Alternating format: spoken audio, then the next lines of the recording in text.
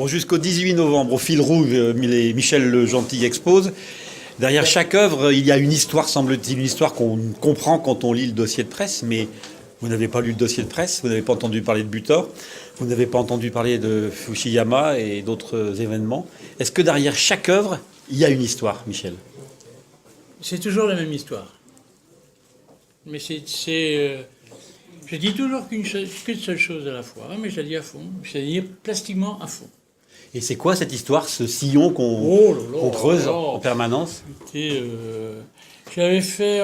été commissaire d'expo pour la ville de Brest. On avait travaillé sur un texte de Michel Butor qui s'appelait Fragilité. Moi, je travaillais avec Butor déjà depuis un moment parce que on travaillait dans des revues de poésie ensemble. Bon, voilà, on s'écrivait, on était en relation.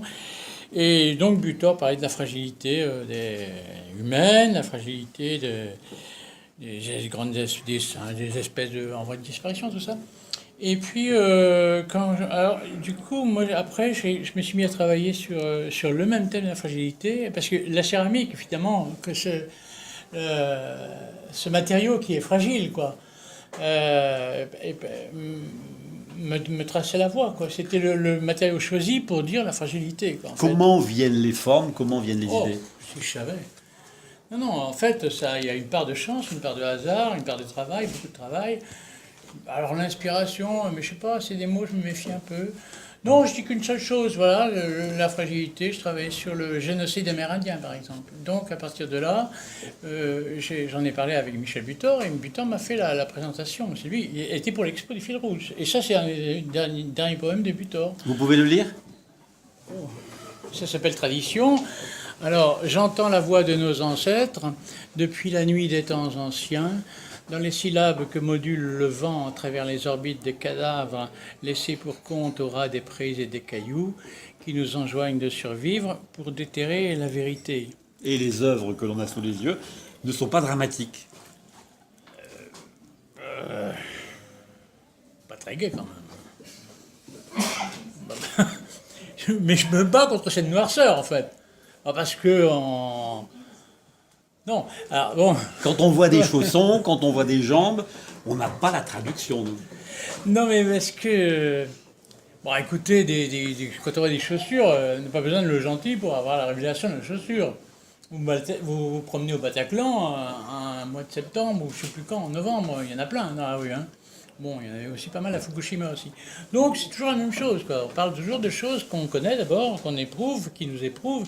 Et après, plastiquement, bon, comme on ne peut pas faire autre chose, finalement. On fait que... Donc on essaye on s'y coltine à ça. Alors nous, on a la chance en céramique parce que c'est un médium qu'on peut pousser très loin dans l'expérimentation, quoi. Donc, Alors là, vous cassez beaucoup, paraît-il, et vous récupérez, vous... Bah, je casse, d'abord ça casse tout seul. Moi, il n'y a même pas besoin de casser. Donc, alors là, il faut que je répare. C'est pour ça que ça s'appelle la réparation. Donc, je répare, je bricole, quoi. Je bricole dans l'infini, un truc, machin. Et... Ouais, mais la réparation, c'est aussi une réparation morale. Hein. C'est qu'est-ce que le mal qu'on fait, il faut bien le réparer, quoi. Bah, moi, c'est ça qui m'intéresse. Il n'y a pas que ça. Plastiquement, je pense que je dois aller à fond, je dois réparer à fond. Réparer le maximum de dégâts qu'on peut faire, voilà. Il y a eu du dessin auparavant, il y a eu de la peinture. Oui, je dessine beaucoup. Je dessine beaucoup. Je médite après, enfin M apostrophe. C'est des petites vignettes en fait, en porcelaine, en gras, enfin un petit peu tout ce qui me tombe sous la main. Des fois c'est les plaques d'enfournement. Je reprends mes cahiers, je médite. En fait, je peux reprendre mes cahiers de dessin, puis là je fais du coloriage. Et puis je me dis bon, ça va bien se vendre, c'est pas cher, etc. Non, je rigole. Mais c'est surtout, non, c'est parce que je passe du support papier, quoi, du cahier à dessin, au support céramique. Et là encore, ça m'intéresse. C'est-à-dire que le dessin que j'ai fait, je ne sais pas de le reproduire. De toute façon, ça ne sert à rien, puisqu'il va être différent, puisqu'il est en céramique. C'est ce qui m'intéresse, c'est le langage céramique. Vous avez tué le potier qui était en vous? Non, pas du tout. J'adore, j'ai des très bons copains potiers, mais ils sont rares. Hein. Les bons potiers, c'est rare. Et vous l'êtes encore un peu? Oui, je suis à fond.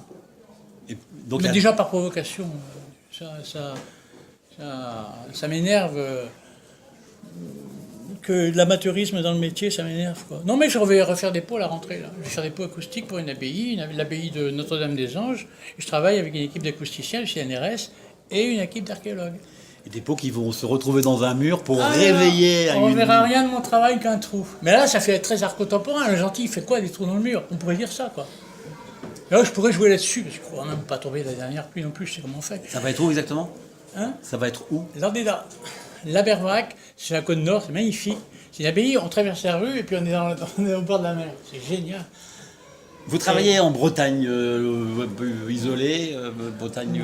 C'est isolé la Bretagne. Quand on vient ici, on s'aperçoit que c'est isolé parce que déjà, il faut faire 300 km pour sortir de la Bretagne. Et ça participe de l'émotion, de la création? Ouais, parce que quand j'ai travaillé par exemple sur les Indiens au Pi, là, qui étaient décimés, quoi. La photo de Curtis là, qui montre l'Indienne avec les macarons, là, comme ça, genre Simone de Beauvoir, mais Simone, elle plaquait, elle au contraire, c'est comme ça, genre un petit peu antenne, ça fait antenne. Là. Et moi, je les ai tournés, les tacs, ça fait comme ça faisait Mickey, quoi. Et ça faisait un 8, et le 8, c'est la coiffe d'Anvec, la coiffe de ma grand-mère, quoi. Enfin, la coiffe de la région, du village de ma grand-mère. Et donc, je trouvais touchant que je puisse, par un bricolage comme ça, tu vois, dans un atelier, tu sais pas comment tu vas foutre les oreilles, machin, et tu tombes, boum, sur la révélation que l'Indienne, si tu souffles un peu sur sa coiffe, ça devient ta grand-mère. Et ça devient aussi Mickey. Ben ouais, mais Mickey, il est parti à Anvers. Et le drame, il est où? Hein? Le drame, il est où, là? Le drame? Bah, le drame, c'est que je parle pas breton.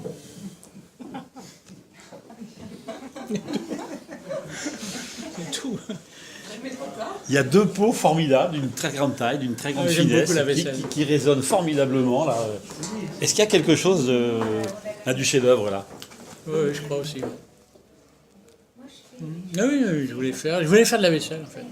Je voulais venir à Roubaix avec de la vaisselle. Alors, en fait, c'est des grands vases très alambiqués, très fins, avec des résonances formidables en couleur. Une nuance impossible à prendre. J'imagine qu'on ose boire là-dedans. Mais on peut pas, ils sont percés de toute façon, je crois, par endroit.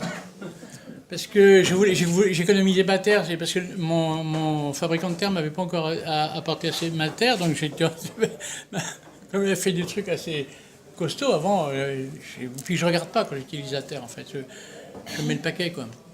Un peu comme Boris. Après 40 ans d'expérience, on est encore roulé parfois par le feu, on est encore étonné par la terre. Et donc là, j'ai tiré sur la terre au maximum pour avoir, tu vois, pour économiser ma terre en fait. Mais aussi parce que je savais que, on n'est pas toujours non plus à déconner. Je savais que la minceur, la truc, ça donnait une plastique différente. En fait, c'est ça.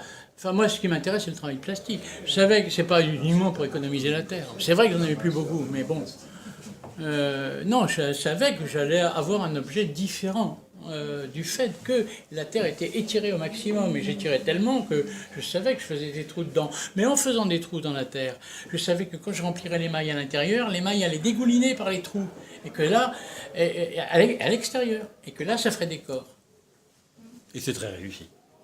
Ouais, elle a eu de la chance. Qu'est-ce qui abuse encore, Michel Legentil? Qu'est-ce qui vous abuse encore? Tout. Vous écoutez la radio en travaillant?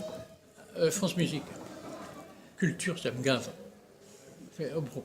J'ai beaucoup travaillé, je suis un homme de radio, hein. J'ai beaucoup travaillé avec la radio, avec France Culture beaucoup, pendant des années, puis après, j'aimais bien le côté université populaire de la radio, la vie de Sénèque, tout ça, ça m'intéressait, j'apprenais des choses, comme tout le monde. Ouais, ou je sais pas... le voyage de Céline à Sigmaringen, par exemple. Mais là, maintenant, c'est tous des trucs de société. Moi, ça change rien. Je sais ce que je vais voter aux prochaines élections. Donc, moi, ça n'influe pas sur moi, ce genre de trucs. Qu'est-ce que vous aimeriez dire sur votre exposition? Vous allez me demander ce que j'allais voter. Non, je suis content d'être à Roubaix. Merci, Michel Legentil. Jusqu'au 18 novembre. Le fil rouge.